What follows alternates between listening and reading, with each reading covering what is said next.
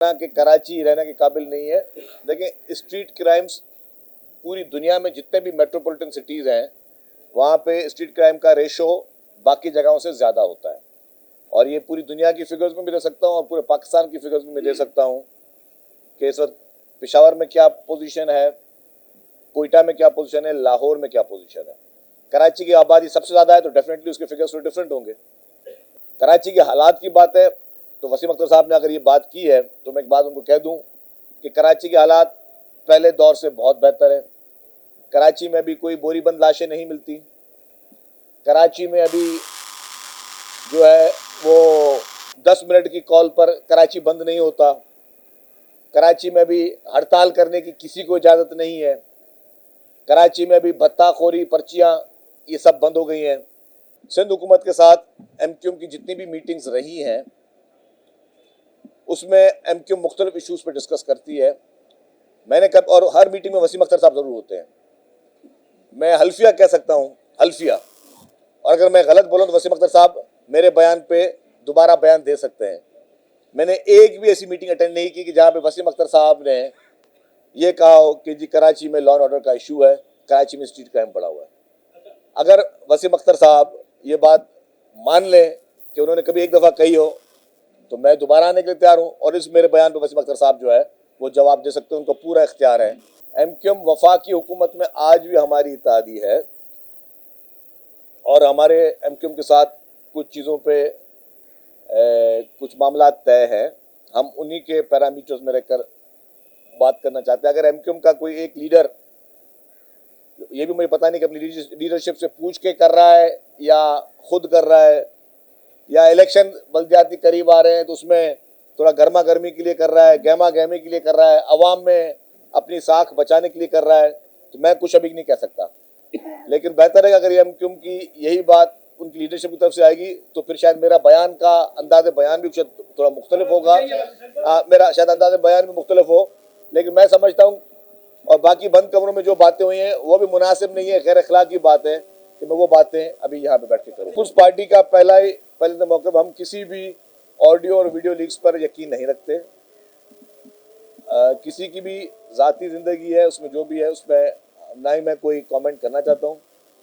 लेकिन इसके लीक्स के अलावा बताऊँ कि जो इस वक्त पंजाब में हो रहा है, मैं समझता हूँ कि ये इमरान खान के लिए इससे और शर्मनाक और कोई वाक़या नहीं है कि जहाँ पे उसकी अपनी हुकूमत है और उसका अपना इत्तेहादी वज़ीर आला कहता है कि इमरान खान बहुत बड़ा एहसान फरामोश आदमी है। अब इमरान खान को एहसान फरामोश कहा है परवेज़ इलाही साहब ने और वो रिकॉर्ड का हिस्सा है।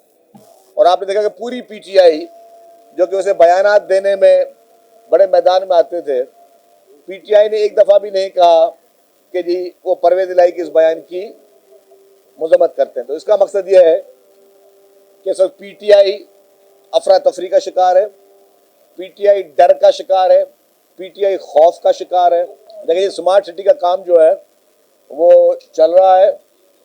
गवर्नमेंट ने 100% फंडिंग वज़ीर आला सिंध साहब के कहने पे सिंध हुकूमत ने रखी है और वो 100% फंडिंग जो है वो बजट में मौजूद है। एनआरटीसी से उसकी उनकी मीटिंग्स भी हुई है। तो मैं समझता हूँ कि अब ना कोई फाइनेंशियल इशू भी नहीं है कि गवर्नमेंट की सीरियसनेस है। वज़ीर आला साहब ने इन क्राइम्स के हवाले से दो चीज़ों को बड़ा फोकस किया था क्योंकि होम मिनिस्टर भी वही हैं। एक तो उन्होंने कहा था कि जी स्मार्ट सिटी जो आपने पॉइंट उठाया कि इसको यकीनी बनाया जाए ताकि इन क्राइम को कंट्रोल करने में आसानी हो। दूसरा जो हमारा विटनेस प्रोटेक्शन बिल था वो असेंबली ने पास किया। अब होता यह है कि जी किसी ने कोई गलत काम किया, एक उसका गवाह मौजूद है। गवाह पहले डरते थे, खौफ में आते थे कि हम किस तरह गवाही दें।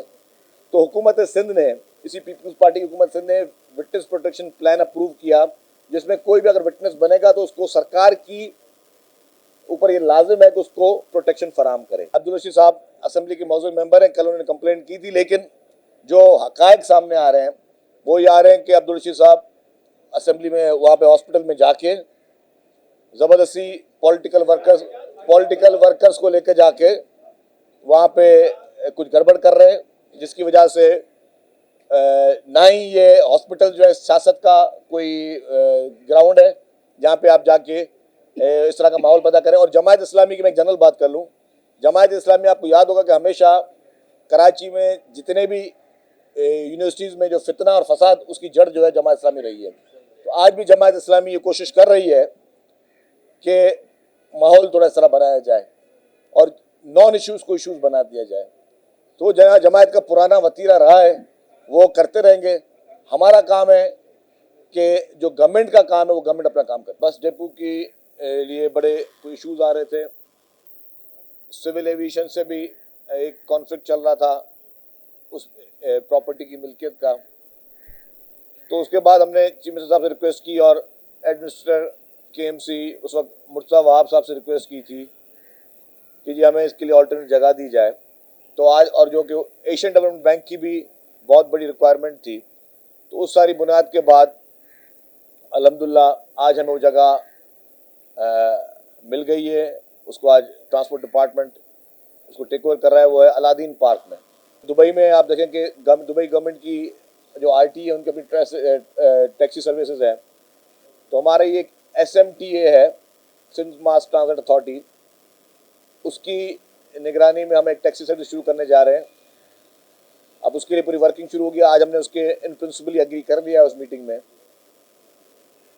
अभी जो लोग ऊबर या करीम वगैरह इस्तेमाल कर रहे हैं, अगर एयरपोर्ट से वो डिस्ट्रिक्ट साउथ की तरफ कहीं आते हैं तो 1500 से 1600 1700 इस तरह के वो चार्ज कर रहे हैं।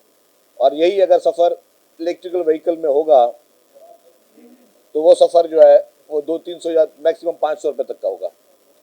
तो इसमें भी हम प्रिंसिपल एग्री किया कि इस चीज़ को भी हम गवर्नमेंट के लिए, आवाम के लिए शुरुआत करें कराची में। इसमें हम 2 फेज़ लेके आ रहे हैं। एक होगी इसमें ब्लू कलर की टैक्सी सर्विस, एक होगी पिंक कलर की टैक्सी सर्विस। शुरुआत करेंगे हम पिंक टैक्सी सर्विस से, और जो पिंक टैक्सी सर्विस होगी वो सिर्फ और सिर्फ ख़वातीन के लिए होगी।